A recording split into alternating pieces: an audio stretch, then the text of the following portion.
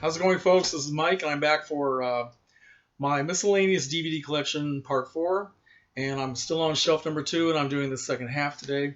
And I should make a point of what is not included on these shelves behind me. Don't have horror films, science fiction, those are all over here. I do not have my Criterion collection, that's all over there.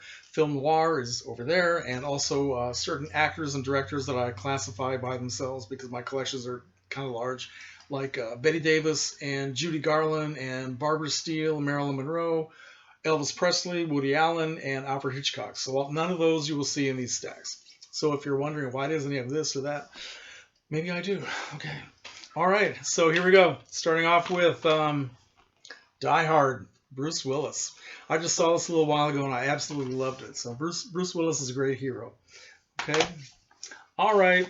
Then we have a double feature. We have Diner and Liberty Heights. I haven't watched Liberty Heights yet, but I love Diner. That is a great, great movie. Okay, this is a film called Dino from 1957. It's a juvenile delinquent drama starring one of my favorite actors, Sal Mineo, and this is put out by thevideobeat.com. I love these troubled teenager films from the 1950s. And there was nobody more trouble than Sal Mineo, so that's cool. Then we have Dirty Dancing. It's a movie that just about everybody likes. Then we have Dirty Dozen, The Dirty Dozen, okay? Which I only saw recently, fairly recently, and enjoyed it thoroughly. A lot of great actors in this film. Followed by Dirty Harry, the original, okay? Clint Eastwood. Have not yet watched it. Get around to it one of these days. Now here's a real classic. From Federico Fellini, La Dolce Vita, 1960. Sometimes listed as being released in 1959, but usually it's listed in 1960. Marcello Mastroianni, Anita Ekberg. Just a great, great film. One that you need to watch many, many times to really get it. Then coming up next, I have Donnie Darko, both the original theatrical cut and the director's cut. One of my favorite movies. Like it very much. Then we have this movie from Oliver Stone, The Doors, starring Val Kilmer. Great film. Yeah, I really enjoyed this. I'm a big fan of The Doors and their music, and I thought they did a good job showing the mystical side of, and the very self-destructive side of Jim Morrison. Yeah.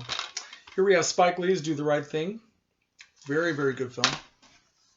Here we have a very bizarre little low-budget thing, independent, with no actors that I've ever heard of. It's called Dot the I, and this is another one of my Big Lots $3 specials that I bought blindly, not knowing what it was. It's a very interesting little kind of a romantic thriller, but more of the emphasis on thriller than the romance. But yeah, pretty good little film. Here we have my only Jean-Claude Van Damme film, and that is Double Impact. Okay. Jean-Claude Van Damme. Down with Love. I like this movie a lot. This is Renee Zellweger and Ewan McGregor, and it's got great packaging. It's great, kind of like this is a kind of a self-conscious takeoff on the Doris Day, Rock Hudson films, and they did a good job. I like it a lot. Next we have this little thin pack thing that I bought from a flea market of another 50s juvenile delinquent thing called Drag Strip Girl. What can I say? I love these movies. Then we have this wonderful compilation by an actress that a lot of you probably don't know about. This is Deanna Durbin, the Sweetheart Pack. Deanna Durbin was a huge star back in the 1930s. She became a star in 1936 at Universal when she made a film called Three Smart Girls, became a star overnight. And then she was Universal's biggest star up until 1948 when she retired.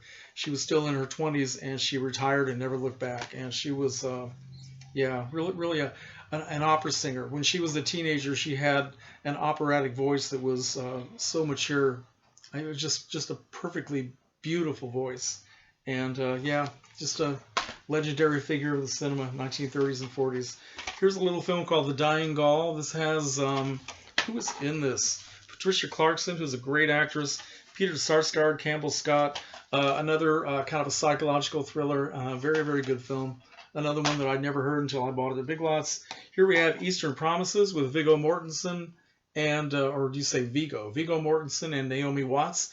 Vincent Cassel, very good film. Very, very hard-hitting and violent also. Here we have The Electric Horseman with Robert Redford, Jane Fonda, and who else? Willie Nelson. Yeah. Ha! Okay. Here we have this is a film about the Ramones, a great rock group from the 1970s, 1980s.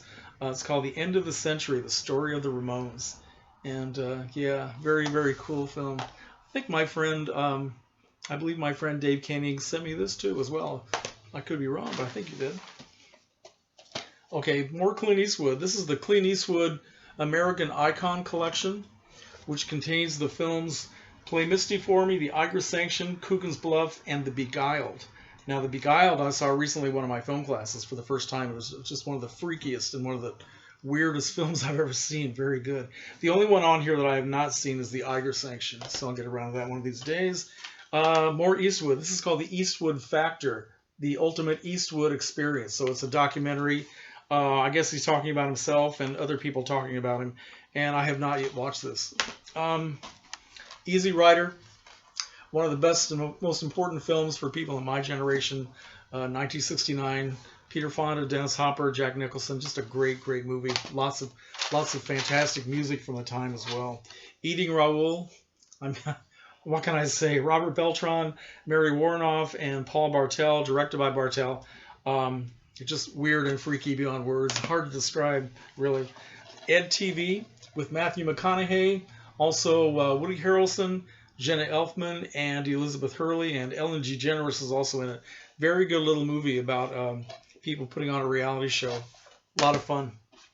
Here we have one of my favorite films. This is Educating Rita, starring Michael Caine and Julie Walters. An English film, came out in 1984 or 83. I actually saw it when I was in England in 1984, and I've loved it ever since. I think what I like about it is because it's about a woman from the working class who is trying to improve herself and trying to do that through studying and through reading, and it's really a fascinating film. Julie Walters is great. Ed Wood, my absolute favorite among the Tim Burton films. Johnny Depp. I love this movie a lot. Okay, I like the real Ed Wood too. Okay, Ega. Classic, low budget, strange little movie. Another one of the Arch Hall Jr. Cinema classics. I think everybody. This is one Arch Hall Jr. film that everybody's seen, and he does a lot of singing in it too. So, Richard Kiel plays the giant. Jake Gyllenhaal, Enemy. This is a film that's only a couple of years old. This is great. It is very, very strange and a very good film. And Jake Gyllenhaal actually gets better all the time, I think, as an actor. Eraserhead, what can I say? The midnight movie of all time, which I used to see at midnight movie presentations back in the 70s and 80s. And yeah, it's hard to explain Eraserhead. It just can't be done. The Eternal Sunshine of the Spotless Mind, starring Jim Carrey, Kate Winslet, Kirsten Dunst, Mark Ruffalo, and Elijah Wood. Very interesting little film. Only watched it once, but I will watch it again. Here's another one of my favorite juvenile. Well, it's a teenage film. This is from 1962. TheVideoBeat.com, The Explosive Generation. I've talked about this before. This is about William Shatner plays a high school teacher. One of his students is Patty McCormick, and when they're having a discussion in class about problems that seniors would like to talk about, she says, "I think what we're all thinking about is sex." So it gets them into this big problem with the parents and the school board because the teacher is supposedly encouraging the students to talk about sex, and they don't like it. Billy Gray from Father Knows Best is in this, and also an early performance by Beau Bridges. Okay, here we have Fahrenheit 9/11, directed by Michael Moore, which of course is about, what is it about? Okay, well, it's all about the world since 9/11 as Michael Moore sees it, and like he would like us to believe it. It's very provocative and very interesting and very well done, so I like it. I like Michael Moore, actually. Falling in Love, starring Robert De Niro, Meryl Streep. I love the 80s, don't you? Well, we all do. We all love the 80s. Far From Heaven, starring Julianne Moore and Dennis Quaid, Dennis Haysbert. A very good film that was kind of self-consciously made as a homage or an homage, however you want to pronounce it, of the films of Douglas Sirk from the 1950s, and this is a very beautifully made film. Very good film. Fargo. What can I say? I like it too, just like everybody else does. Here's another thin pack. This is a Roger Corman film from the 1950s. It's called The Fast and the Furious, and it's certainly not the one you're thinking of. This has John Ireland, Dorothy Malone, and it's kind of a crime thriller, and just very quickly made, very cheaply made, but a lot of fun. You know, Roger Corman was a very good director of films that cost very little money. Okay, Fast Food Nation. This is a very interesting little film. It's got actors like Greg Kinnear and Bruce Willis. Who else did it have in it? I can't remember. Ethan Hawke is in it. Patricia Arquette, Chris Christopherson. Oh my God. Based on the book, which I also read. I love the book very much. The film is a lot different than the book, but it has to do with the fast food industry and what it's actually doing to us, and what's behind it, and what we're really eating when we go to McDonald's, and all that sort of thing. So it's a good film. Fast Times, Ridgemont High, Sean Penn, love that movie. Fear, Mark Wahlberg. Look at that face. Doesn't that make you be filled with fear? Of course it does. Oh my God. Okay, Female on the Beach from 1956. This is a Joan Crawford film that she made later in her career when she was trying desperately to remain as young as she possibly could be, at least in the eyes of the public.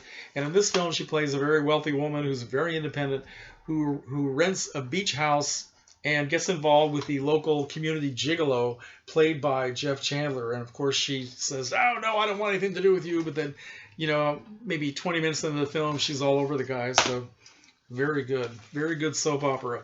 Here you go, Field of Dreams. Kevin Costner, love this movie, absolutely love it. Here we have Fight Club. What do I need to say about that? Here we have The Fighter, Mark Wahlberg and Christian Bale. Very good film. And then we have another fighting film. This is Fighting Tommy O'Reilly. This is another one of my low-budget Big Lots things that I picked up. Very good little film with actors I've never heard of before, but it's a different take on the whole, you know, the whole thing about being in the world of boxing and all that. Here's something I bought fairly recently. This is The Last Days of the Fillmore Auditorium in San Francisco. This is these are just a series of musical performances by people like Santana, The Grateful Dead, Jefferson Airplane, Hot Tuna, Quicksilver Messenger Service, interviews and facts about what it was like being in the music scene in San Francisco back in the 1960s and early 70s, and a lot of the people who were involved in it. So here we have The Final Season, starring Sean Astin, which is a good feel-good family film about baseball and, you know, being your best and all that sort of thing. Sean Astin is wonderful. He's one of my favorite actors. Here we have a musical called Finian's Rainbow from, 1968 or 69, I'm not sure. I just watched this recently for the first time. Fred Astaire and Petula Clark, also Tommy Steele, and it's directed by Francis Ford Coppola. And it's a very interesting film. This is a very long film as well. Lots of good music. It was originally a Broadway play, and they adapted it for the screen. Let's see. It is, oh boy, 145 minutes long, and it's probably way too long. But there are a lot of good things about it. Fred Astaire is not.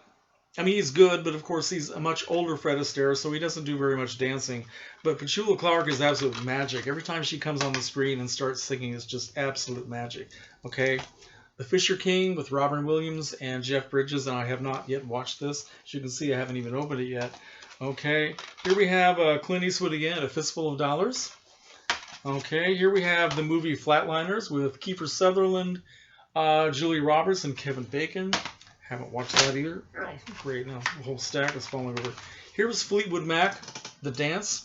This is a concert DVD when they reunited back in 1998 or something like that. Yeah. So yeah, if you like Fleetwood Mac, you'll like this. I do. I'm a Fleetwood Mac freak. And speaking of Fleetwood Mac, this is a documentary that came out when they were making one of their albums called, let's see, Say You Will. Back in the, I guess, 1990s. And it's just a documentary about involving all the people in the band after Christine McVie had left, and how they deal with each other and how they practice and rehearse and all that. And the eternal romantic struggle between Stevie Nicks and Lindsey Buckingham that the fans never get tired of. Okay, here's a great little movie called Flip. This is a short film it's all about this adorable little kid here named Flip, and it shows him back in the '60s when he was reading monster magazines just like I did, and collecting things and watching monster movies on TV and just dreaming about all this stuff. And then it shows him later on in his life trying to buy on eBay all the stuff that he loved back then that he threw away. So it's a very good little film for people like me. Okay, here's a great documentary called Fly Jefferson Airplane, which is all about the history of the band, and all the people that were in it are interviewed and when they were all still alive. And it's just great. Lots of concert footage. Just really cool stuff. I love Jefferson Airplane so much. Here you go. One of the best early silent films in my collection. This is A Fool There Was, starring Theda Bara, 1915, put out by Kino Video. And Theda Bara was just a huge star in silent movies back from 1915 to about 1920. And when she just, her contract was up, and she really was not working much after that. But yeah, the original screen vamp. Wow. Okay, here we go. Just a couple more. This is a Western with Clint Walker called Fort Dobbs. Good old 50s Western. And then finally we have Nick Nolte and Eddie Murphy in 48 Hours. Okay, and I am done with Shelf 2. I will get back with everything else eventually. Are you getting tired of this yet? See ya.